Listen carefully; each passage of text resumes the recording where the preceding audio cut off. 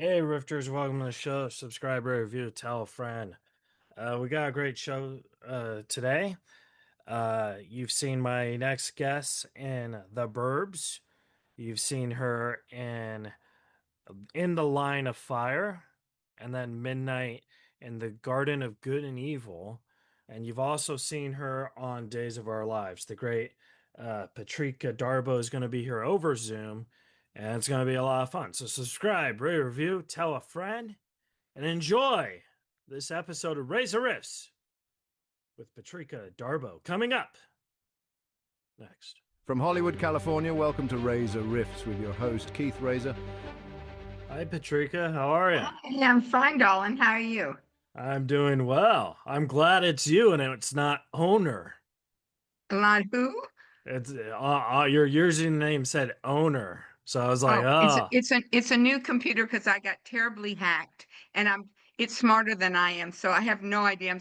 One step at a time. Get your email set up so you can do the broadcast that you need to do. uh, Otherwise, I'm like completely lost. I'm like, excuse me, it definitely is smarter than me. And then it yeah. asks me all these questions, and I have like later, later, later, later, later. It's like, no. I was just very curious who owner was. I was like, Okay. ooh, this could be Well, it's fun. Patrika. You said one, I'm here. So thank you so much for doing this. How are you this Honey, Monday? I'm good. I got a new computer because I got hacked. Yeah, And whoever may I swear, of course. whoever the MFs are that are doing this to people, there is karma. I may Oh yeah. not get to see it, but you know what? I'm going to look in your camera. You're going to burn in hell. And if I find you, they'll never find you, and you won't make it to hell. Gator Uh, bait, gator bait. well, well, you're kind of lucky that you got hacked on the computer and not on social media, because I got hacked on social media. If I get hacked on social media, I'm just going to delete everything and say bye bye, bye bye, so long. You know my emails, friends. Get a hold of me if you got something to say. I'm so tired of the social media about Trump did this, Elon did that, Trump did that. We're mad at him. We're mad at that person. It's like, come on. Yeah. Well, it's No, also kind of affected the acting business because, like, when you first started, there was no social media, so it was all about like word of mouth and talent. You know what I mean? well, it's also too when I started, we went into the room with the casting people. First, Yeah. they read us to make sure that they weren't going to be embarrassed by us if we went to producers, and then we went to producers. So we virtually were in the room two times. Once with the casting directors who are amazing. It's their job; they know what they're doing. I just wish we had that face-to-face contact anymore. And I would also love the fact that to go into the room with the producers and some of the writers. And, your personality sometimes when you're live as an actor, you're on. Yeah. You know, when you're doing this for a tape, do they really know they get the best person? It's because, first of all, somebody has 50 to 20 to 200 times to make it perfect. Right. And so it's just a different business right this moment. I hope that young people that are still in college that are aspiring to do this realize the things that are happening. And I can say to them, start creating now your own stuff. Right. Yeah. Well, but That's so because that's important. kind of how it's going nowadays. You know what I It mean? is. I mean, there's so much. And now I don't get all the TikTok this and the virtual that and this and that. It's like, no, uh-huh. Thank you very much. Hello, my agent says go audition for this. Okay, I'm going to go do it. Or I'm going to go in the front room where I have a studio and get it taped. It's like, There's also like a plus about doing it in front of a live person, like a producer or casting director, because even if your audition is terrible, for example, but your personality, that could actually save you and that could actually get it's you also maybe. it's also true. They give you instructions like turn the camera horizontal, give us two takes, whatever. But when you're in the room with them, the casting director goes, this director likes things a little smaller. Let's do it that way. And don't forget to hit this person, this over here, because that's what the thing is about this moment. Because Yeah. sometimes you miss it, but you have that. As I said, the casting directors are virtually the directors. They've gotten the information and our personal contact with them saying, Patrika, try it again here and less on this, but a little more on that. Or can you try being a little more sad on this, or you get these directions. I mean, and they're wonderful, and I miss that mostly, because you don't have that personal contact with. You get a script or you just get sides. You don't know what happened before or what happened after. But as an actor, I'll create my own before and my own after. If you're in Yeah. that room, they'll tell you what the before was and what the after is, and which changes everything you're doing. So, Oh, for and when sure. you're at home rehearsing, sometimes you don't get to hear the words out loud. So the first time you go to the casting director and you have a read through with them, you you hear different ways of saying things. So it's just so much easier and better, I think. And of course, now our industry is mostly about, you know, the 6 episodes of one short form, or one show, 6 episodes or 8 episodes of another show, and then the same actor can be in every one of them. So it's kind of like, you know, what's Yeah. going on. And people who would never have done movies in the past or television in the past are now rampant on television. Well, So that's a very interesting point because when you started, you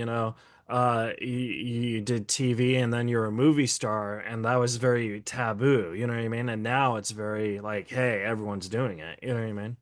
it is, and it makes it tougher on people like me who've always been in the television thing. I mean, not that I haven't done films and things, but it's just it's kind of like I'm going like this. Do people really need to be doing commercials Right. that are you on a television series or doing a film for 20-30 million dollars? Do they really need to be taken away from commercial actors who've been working their lives to be in great commercial stuff? I Right. don't think so. I don't think so. Especially when the producers have capped. My insurance cap is like Tom Cruise's. He doesn't. He gets to here and he doesn't have to pay anymore. I Right. get to here, and I've struggled to get to here. That's Yeah, why I'm a senior with SAG with no insurance, yeah. because my residuals that I pay my dues on count. Yeah. Well, if it makes So, you feel any better, I'm not in SAG. So, I well, mean, I, I'm I mean, I mean, I thought that was a valuable thing in the day to earn your SAG card, yeah. and now it's like, don't get it. Why should you get it? There's so many more things on non-union and than the union, and I love my union. But again, what are they doing for me? I have no Yeah. insurance, but they take my dues for how much ever I've earned, which is a lot because I've been doing this since the 70s. So even the Right. 2 or 3 penny checks mount up. So it's frustrating. It's frustrating. There needs to be so much revamping. Um, and I sometimes feel like my union is the weakest, and most of us are the SAG actors. Everything is generally SAG, but so why aren't we in control? But Yeah. money talks, and you know what walks. So Yeah. Yeah. The ladies walk. no, Hey. the BS one. So Oh, oh, I thought the ladies of the night walk. I'm sorry. Uh, but I wanted no, to. I've got my beaded bag, honey. I've worked the corner with. I've got a sack full of dimes. I probably have some old dimes in there and silver ones. No, get out of here. Get out of here. I wanted to ask you, like, when you started in this business, you did obviously some, somewhat episodes of shows and stuff. But when you got on Step by Step, was that the show where you said, "Okay, now I'm actually an actor or an actress"? Like, how did you relate that Way anxiety? before that, honey, way before that. Oh, really? Okay. Yeah, yeah. I mean, I started off doing the Jeffersons, Different Strokes, Give Me a Break, all those back in the late 70s, early 80s. I mean, so yeah, no, I knew I was an actor at that point because I was working a lot. Yeah. Yeah, I don't that you love American Style. I did like 2 or 3 of those, and I mean, just on and on. I'm not looking at my own resume now, so I can't even remember half of the shit I've done. So, but I yeah, I got I guess I meant like because you did more than 2 or 3 episodes of Step by Step, you did like 20. So like that was like a home, you know what I mean? It was like the first time that you recognized as that. I mean, I did several pilots. I did a pilot called The Arlie Hanks Mysteries. I did that pilot and things that didn't get picked up, though it was one of the highest tested CBS series. So, but they had deals with other people that they had to do something with. So, it was like, we're sorry, but we love it, but no, goodbye. So, yeah, Step by Step was the first thing that I did, basically was like 21 episodes. And I like about the 15th or 16th when new people were being added to the show, my Peggy Ray, rest in peace, who was the mom, and myself both went like this, "We're not long for this world." Like that. So when they didn't pick us up, when the renewal for the second season, when they didn't pick us up, um, we'd expected it. It was not like a surprise. At the same time, I remember Patrick Duffy said to me, he said, it's probably the best thing that happened to you. And the next thing I know, I was doing In the Line of Fire. So, Yeah. things work out great. One door opens or closes, the other one opens, or you can jump through the window. You just keep fighting and doing. Hey, it's Ryan Reynolds here from Mint Mobile. Now, I was looking for fun ways to tell you that Mint's offer of unlimited premium wireless for $15 a month is back. So I thought it would be fun if we made $15 bills. But it turns out that's very illegal. So there goes my big idea for the commercial. Give it a try at mintmobile.com/switch. Upfront payment of $45 for 3 months, $90 for 6 months, or $180 for 12-month plan required. $15 per month equivalent. Taxes and fees extra. Initial plan term only. Greater than 50 gigabytes may slow when network is busy. See terms. And then in the Line of Fire, that movie also kind of, I don't know if like it had any connection with it, but Clint Eastwood also directed Midnight in the Garden of Evil. So like that Which he kind of, hired me to do, which I yeah, got hired from that one to do, though we had no scenes. He liked the scene in the bank that John and I did. Anyway, so I got to be in that. And so it was, it's wonderful. If I can say anything to any actor, just, be kind, do your lines, hit the mark, listen to people, stay out of the way. And you're not a diva until you get that star on the yeah. boardwalk. Well, even if you did get the star, you shouldn't be a diva, right? Like, No, no, nobody should be a diva. yeah, I But mean, you can ask for a little bit more, like, can I please have my own trailer instead of that honey wagon that kind of is next to the bathroom? It smells. No, yeah, so you can do a little bit more. yeah. And I don't know if we should bring this up, but you had a small scene in Ghost Dad, which was Bill Cosby, before everyone knew what a Before monster he everything went was. crazy and stuff. Yeah, Yeah, it was fun. I mean, honey, I wasn't approached or asked to do anything that I shouldn't have. I do think it was probably one of the funniest auditions I've ever done because I was sitting like right where I am like this, and you would be a little further to the right, and you would be Sidney Poitier, and a little further to my left would be the casting director. uh, And she goes, "Are you ready?" And I went, "No, I'm sitting next to Sidney Poitier. And my mother's going to shit when she finds out." It was hard. Anyway, I got the part. of course you got the part. Oh, I mean, what a kind, wonderful, beautiful man Sidney Poitier was. I mean, I didn't have any problems, and Bill was great too.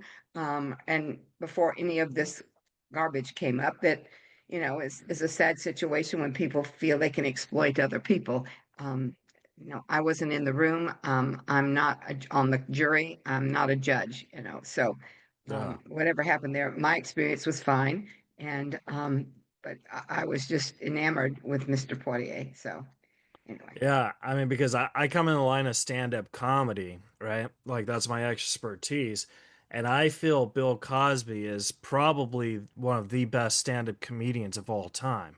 But all his crimes or whatever, he kind of gets off that Mount Rushmore. Like no one considers yeah, him. but I think too, what happens is when you commit a sin, when you hurt Yeah. other people, um, that suddenly you're off that pedestal, and Yeah. people look at you differently, and they will never look at you the same again because you know you hurt Yeah. someone. And but at this day and age, I think if he was tried now, he'd get away with it. There'd be no problem. And I'm surprised that Mr. Trump hasn't pardoned him yet. Oh, yeah. I mean, You know, hello. well, then you did in Babe, you were the voice actress, you were one of the sheep and stuff. And I Yeah, wanted to I was know, a like, sheep. I think I was a chicken. I was a sheep. but like, how did that audition go? Like, did they say, Patrika, Oh, well, I here? belonged I belonged to an ADR group where Uh-huh. we went in and filled in the voices. We were the background. We were all the sheep together. There's one lead sheep, mama sheep, and then the rest of us were behind her. And we did all those little things behind, some clucked like a chicken somewhere there. Ram was all the stuff we had to do and things like that. And we were like amazed. It was just the clips we got to see were brilliant. We're going, oh my gosh, this is fabulous. Is there going to be like any toys and stuff? And the only toys that came out was McDonald's. McDonald's gave out little finger puppets like with Babe, and you're going, hamburgers, you killed the cow, you've killed the chicken, you've killed the pig. Why put it at McDonald's? And then, of course, when Babe 2 came out, there was every kind of babe with different toupees and all kinds of stuff things to go for. So it's crazy, crazy. That's actually a great advertising though, because if you're going to McDonald's, right, and you're buying the burgers and the chickens, you're like killing the animals, and then it says, "Go see Babe." Yeah, it's like really, it disturbed me because I kept thinking, you take them there. The kids have seen Babe or they're going to go to Babe, and then they realize they just ate chicken fingers, and I've eaten the chicken. Oh God, Mom! It's like I'm sure mothers went through. You got to eat this. I'm not eating that. That's chicken number 2 in the thing, and I'm not doing it. The poor duck trying to cock-a-doodle-doo. Who we knew. Anyway, it's crazy sometimes. Yeah. And before we go into the days of our lives, I wanted to talk to you about Speed 2 because I actually really thought Speed 2 was a good sequel. I thought that it was very unique and very like it wasn't on a bus, it was on a boat, and I thought it was more entertaining in a way. It So, was fun. And the bad parts are the fact that we didn't get really time to finish it. This was at oh the same really? time that James Cameron was doing Titanic. Oh my God, really? He was doing Titanic at the same time we're doing this. So guess whose budget got to be okay and ours didn't. Speed Um, 2. anyway, it was fun. Everybody was fun on it and stuff like that. It didn't turn out as well as I think they wanted it to because of certain like had to get off the ship because we were supposed to come back in January and film more. And Hmm. then that budget wise, it didn't happen. So we were in Santa Clarita in a makeshift thing that looked like the decks of the ship. Um, it kind of got ass backwards in places, but it was fun. I mean, I loved with Jan. And anyway, it was, and of course, Sandra is fabulous. Who's Um, nicer than Sandra Bullock? I don't, yeah, me, but yeah, oh, she was a darling. And why can't I think of my leading man's name? And that's just terrible of me. Um, Jason Patrick. Jason, Yeah. Jason, yeah, yeah. I mean, everybody was right. And we went swimming while we were there with the dolphins with Willem. Yeah, I mean, it was a fun cast and crew and stuff like that. And so, um, and that audition was pretty funny too. So, and that was with the casting people. Ah, can you share that story? Oh, sure. We went in and we had to do our lines like this. And then the casting director says, a lot of things haven't finished. She said, okay, you're in a hallway in the ship. Hmm. Okay. And it's on fire. And I'm going to say to you, oh my God, we got to stuff things under the door. We got to keep the smoke from coming in. Give me your shirt. Okay. Now she stand up like this and drops her pants, but she's got on a long shirt. She drops her pants like she's stuffing things. And I'm like going, well, if I can't take my shirt off here, they'll think I can't do it where we're going.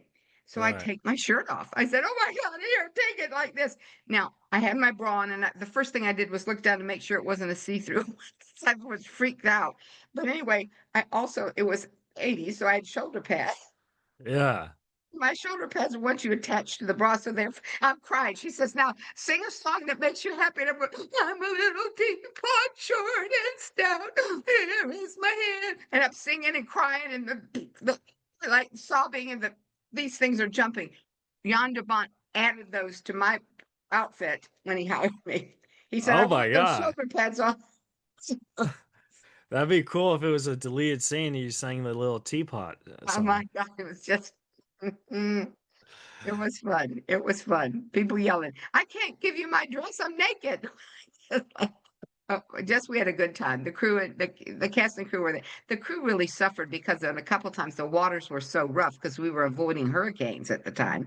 One of the scenes when they're banding in ship, it was so rough and stuff. They were having to take shots, and our lead DM Department of DP had to take shots, and he was they were all violently throwing up. It was so Yeah. bad. So kudos to them, and kudos to any crew you work with because they're there before you get there, and they're there after you. So much respect for them. Uh, I was gonna say a funny joke, but I'm not sure if you would have got it. Uh, I was gonna say you can't drink shots on the ocean. You know what I mean? But yeah, well. Listen, Terrible. my times on there were like this. "Oop, time to take a pill. Time to take a pill." Uh, So let's go to Days of Our Lives because you did Days of Our Lives and then you came back. So like how was came back. that? I came back several times, and every time I've gone back, it's kind of like going, "Who are you, and who do you belong to?" I mean, it's Right. like crazy. It's the cast has changed so much, and it's been a while now since I think I was on in 2018. I'm not sure, but I haven't been back for a while. I might have been back again. I just don't remember when Joy came on, who plays my daughter, and then no, she's not there anymore. But then somebody said she's coming back, which is lovely. Um, Which but I means you really might didn't. come back. They could ask me back anytime if my daughter's there. But listen, Chloe went through being turned into a prostitute and all kinds of terrible things. Did her mother ever get written in to come and protect her? Anyway, Right. lots of stuff. That's life. You just go on. I mean, I love B&B. I had a great time there, and I think they should have me back to cause a lot of problems because of what they did to my granddaughter. So anyway, and I am Sally Spector's sister, the real Sally Spector's sister on the show, and I could wreak havoc and stuff like this. And then I did a couple, three things on Young and the Restless because that's where Sally moved to. The actress Courtney Hope, who's brilliant. Um, so listen, if they call me and want me, I'm there. I had a good time. I'm not sure. I know Days is so far ahead and things like that that I don't know how it would be and stuff like that. But both YNR and C and B&B are local. They're still on the network, so Yeah. that's and they're not that far ahead, so it's nice. Yeah. So. The problem is like with a soap opera like Days of Our Lives, it's literally impossible to binge watch it because there's 1,000 episodes, right? So you're like, Yeah, well, it's been on since what, the 60s. So yeah, yeah, now I think they bought the library so that you can go back and see everything that you missed. It's amazing, and but that's it. It's the future, what's happening, things like that. I think somebody sent me excuse me, my nose is running. oh, no Uh, worries. somebody sent me a clip about I can't think of it. There's a show on that's got 4 to 6. I think it's 6 episodes that everybody said it's a mini soap opera, but it's over. They finished the story. It's over. You can come back and have another story, but it's fast and stuff. Soap opera is like Monday you shot it, Hmm. and it was the same script for 3 days. Just basically were change that what's happening, and then on Friday you kind of finished up a little bit there, but it was the teaser for Monday again. So took a long time for a story to go out. So, Uh, but that's what happened. I mean, and when I started on the show, there was still New York soaps as well as, the soaps here in LA. And now all of them in New York are gone. So, have you ever done a project where they like the director or the writer gave you permission to like improvise your own dialogue or write your own dialogue? no, not really. And sometimes what happens is the writer will have three different versions of something, and they'll Uh, give you those and do it this way. It's like when I was doing Step by Step, we'd film the first show in front of a live audience, and then there was a second show coming up in front of a live audience. Some of my dialogue may change really? Yeah. from the first show to the second show. So I think your brain is another muscle. It's kind of like doing soap operas. The more you're doing it, the faster you can memorize things. Yeah. So, Definitely. and it's like anything like that. So, and as performers, because we have the improv ability, which means keeps us on our toes as to what's happening, because we listen. As an actor, we listen. So if somebody accidentally said it's a red truck, and my next line is, "Where did you see the red truck?" Well, if my line is, "Where did you see the blue truck?" I have to change it to, "Where did you see the red truck?" Unless the directors caught it. Right. So, Yeah. yeah. So. And that's like a little detail too that an actor might not catch. You know what I mean? Like if you're doing that scene with me, like and we redid it over and over again, like I wouldn't have noticed you said blue the third time. You know what I Yeah, mean? I mean, it happens a lot, stuff like, and sometimes like I forget, and it happens to me sometimes. I think I've had to have 3 takes one time because I kept calling the leading lady. I kept doing the scene perfectly, except I called her by her real name every time I did it. And every time I did it, they'd go, No, no, you're calling her by her real name. Their name is Chanel. Okay, thank you. Sorry, I screwed that up. Da, da, da, da, da. Renee. No, Chanel, Chanel.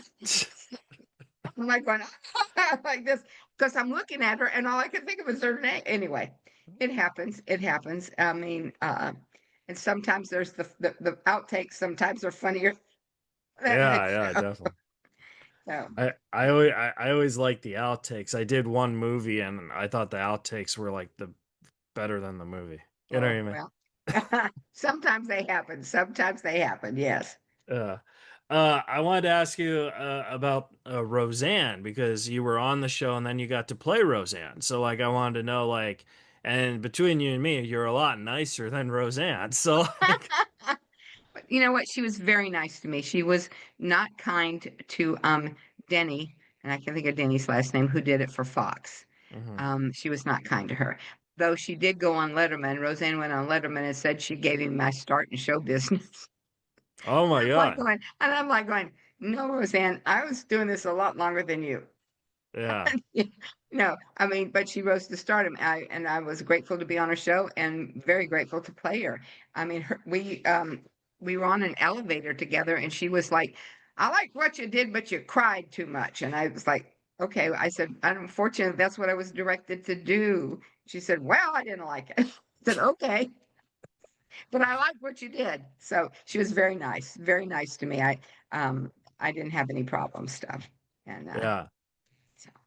But how, like, when you're filming something, when you are her, because you kind of know her from the show or whatever, like, how did you adapt into that, or did you kind of just, you know what Well, I as an mean? actor, and I also went to the script supervisor who's there and said to him, if you hear me slip into my tone, what my voice is versus hers, let me know because sometimes it's hard and you don't want to. I didn't want to. I can't speak for other actors.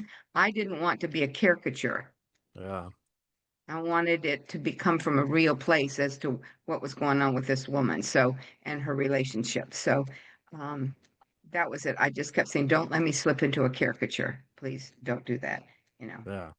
because when Well, I'm working as Roseanne and not as Patrika, so I can't see that sometimes. So that's why. And she was wonderful to me. So yeah, yeah.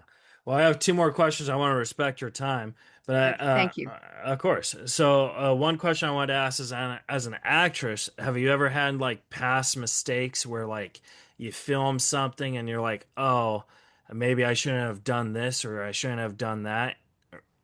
Well, it's not a case of that. I mean, sometimes when it's over and you walk out of the room and you're driving home from an audition, you go, "Oh shit, why did I say it that way? Damn it. Maybe I Yeah. could go back. Oh no, I can't go back. Oh, this is just awful. I could have done this. It was better." And then sometimes like 9 times out of 10 you get home and they get a call and say you were booked. So it's like we as actors beat ourselves up so much like this. Anything that is finally out there, in other words, if I got the job, I can't say I don't like it. I trust the director is telling me what he wants, what the writer wants, and that's what I'm going to give him. Um, so it's because it's not about me; it's about the character and the story. So Yeah. 100% every single time, right? And then my last question for you is if you could go into a time machine and talk to a younger version of yourself, it could be from yesterday or when you were a kid or whatever, knowing everything you know now, what would you tell yourself? I would say, don't listen to outside voices. Listen to your heart. Yeah. Don't let anybody tell you you can't have your dream. Ah, that's great advice. All right. Well, where can the folks at home follow and support you? You got a new computer, so you still got the socials, Like right? I knew, and I have piles of papers around for the banks and the credit cards. And I'm like telling my husband, "Don't touch anything. I'm organized." And it looks like I was robbed, and people just threw things everywhere. So anyway, Yeah. So, Patrika Darbo, like on Twitter or something, or I don't. I do tweet. I don't tweet. I don't tweet. I don't tweet. You can get me on Instagram as Instagram. and that's Darbo Patrika. And then on Facebook, it's Patrika Darbo.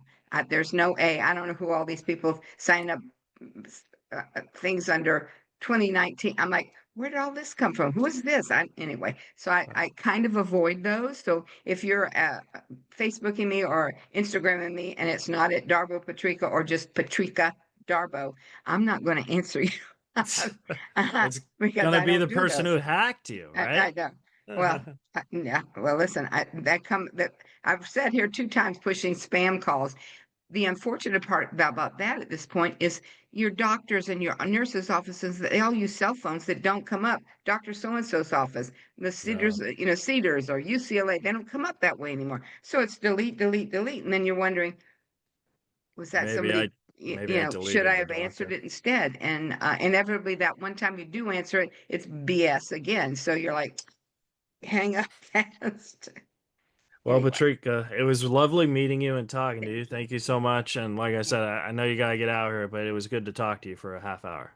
Thank you. I appreciate it very much and much success with your career. Keep going, babe. All right, thank you. We'll On talk this soon. and your stand up. Oh, thank you so much. You're welcome. All right, guys, that was an episode subscriber review, and we'll see you guys next week on Reza Rifts.